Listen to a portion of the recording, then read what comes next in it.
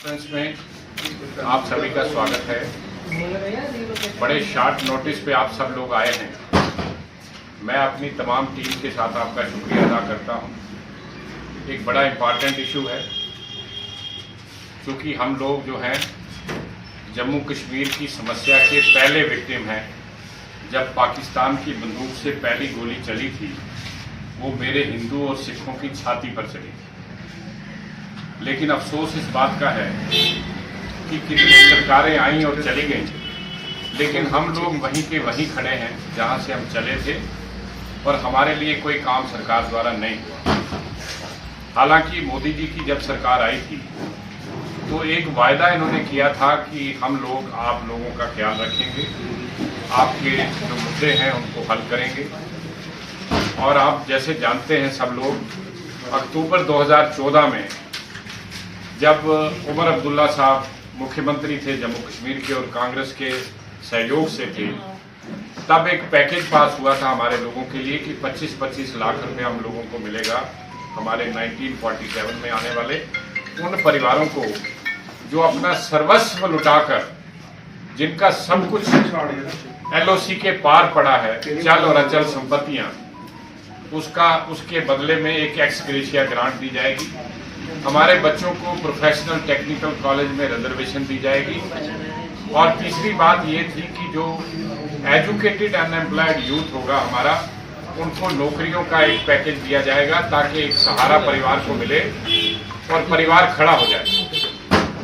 लेकिन बड़े अफसोस के साथ मुझे ये कहना पड़ रहा है कि आज 7 से अधिक साल बीत चुके हैं, हम लोग जहां थे वहीं खड़े हैं, हमारे लिए कोई काम नहीं हुआ है। और जितने कानून भी हमारी रियासती सरकार बनाती है, वो कानून भी हम पर इम्प्लीमेंट नहीं होते, हालांकि वो बनते हमारे लिए। आपने सुना होगा कि एक इन्होंने पहाड़ी स्पीकिंग सर्टिफिकेट लोगों को मिले, और बाद में ये भी चर्चा है कि उन पहाड़ियों को ST का स्टेटस मिलेगा। हमने कहा हमारे लोग कहीं तो खड़े हों, कोई तो सहारा उनको मिले। लेकिन अफसोस इस बात का है कि जब हम लोग अप्लाई ना हाँ करते और मजबूर होकर हम हाई कोर्ट जाते हैं, हाई कोर्ट में 21 फरवरी को हमारे हक में फैसला होता है। हाई कोर्ट ये डायरेक्शन देती है स्टेट गवर्नमेंट को कि 2 महीने के अंदर अंदर इसका फैसला करें कि आपने देना है या नहीं देना है। और ये सर्टिफाइड कापियां हम इनको 24 फरवरी को पहुंचा देते हैं, और 2 महीने 24 अप्रैल को होने जा रहे हैं, जिस दिन प्रधानमंत्री जम्मू कश्मीर आ रहे हैं। लेकिन मैं समझता नहीं कि इनके सोच में, इनकी कभी आने वाले भविष्य की स्कीमों में हमारे परिवारों के लिए कोई योजना होगी। और जो योजनाएं इनके आने से पहले भी बनी थी, उन योजनाओं को भी इन्होंने रोक रखा है। अब आज की प्रेस कॉन्फ्रेंस के माध्यम से हम सरकार को ये कह देना चाहते हैं कि अगर इस महीने के आखिर तक, यानी अप्रैल के 30 तारीख तक हमें पहाड़ी स्पीकिंग सर्टिफिकेट ना मिला, जिसका मैं हकदार हूं, उसमें 3 चीजें हैं कि मेरा क्लैन, मेरा ट्राइब और मेरी जो मातृभाषा है, मेरी जो माँ बोली है, वो पहाड़ी होनी चाहिए। मैं तीनों चीजों को क्वालिफाई करता हूं, मेरी बिरादरी उसको क्वालिफाई करती है, लेकिन फिर भी मुझे इनकार किया जा रहा है। और मैं आपकी प्रेस कॉन्फ्रेंस के माध्यम से ये कह देना चाहता हूं कि अगर 30 अप्रैल तक सरकार ने हमें वो ना दिया और इसके अतिरिक्त हमारे पैकेज पर कोई बात ना की, हमारी असेंबली की सीटों पर कोई चर्चा ना की, तो मैं खुद चेयरमैन SOS इंटरनेशनल सबसे पहले मैं अपनी जान दूंगा, अपने पर मिट्टी का तेल छिड़क कर आग लगाऊंगा, और मेरे बाद मेरे ये तमाम साथी एक एक करके अपनी जान देंगे। रोज का एक आदमी मरेगा, और इसकी सारी जिम्मेदारी सरकार की होगी। और ये एक्सट्रीम स्टेप हम आज इसलिए ले रहे हैं क्योंकि हमें सरकार ने मजबूर कर दिया। इतने वर्षों तक हम इस बात का लगातार इंतजार करते रहे कि शायद कभी इनको होश आएगी, हमें इंसान समझेंगे, हमें किसी काबिल समझेंगे, हमें उन संवैधानिक अधिकारों को उससे वंचित नहीं करेंगे, हमें देंगे। लेकिन आज मजबूर होकर हमें ये एक्सट्रीम स्टेप लेना पड़ा है कि हम लोग इस 30 तारीख के बाद मैं अपनी जान दूंगा, और मेरी जान जाने की जिम्मेदारी पूरी की पूरी सरकार पर होगी। और मेरे बाद मेरे जितने साथी हैं सब ने फैसला किया है कि हर रोज एक आदमी मेरे बाद अपनी जान देगा और इन सारी जानों की जो जिम्मेदारी है वो इस सरकार की होगी। और मैं आपको बता देना चाहता हूं, स्टेशन इतनी निकम्मी है कि यहाँ के अधिकारी इतने निकम्मे हैं, वो टेलीफोन तक नहीं उठाते। आप डीसी को टेलीफोन करिए, कोई जवाब नहीं आएगा। आप डिविजनल कमिश्नर साहब को करिए, कोई जवाब नहीं आएगा। आप कमिश्नर सेक्रेटरी को करिए, कोई जवाब नहीं आएगा। आप चीफ सेक्रेटरी को पत्र लिखिए, कोई जवाब नहीं आएगा। ये क्या हो रहा है? ये कौन सी एडमिनिस्ट्रेशन है?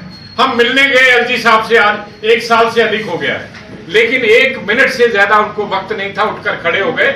और हमें तभी पता लग गया कि इनका कोई एजेंडा, इनकी कोई सोच, इनकी कोई अप्रोच, कोई लगता है कोई अलग है, जिसमें हम कहीं फाल नहीं करते।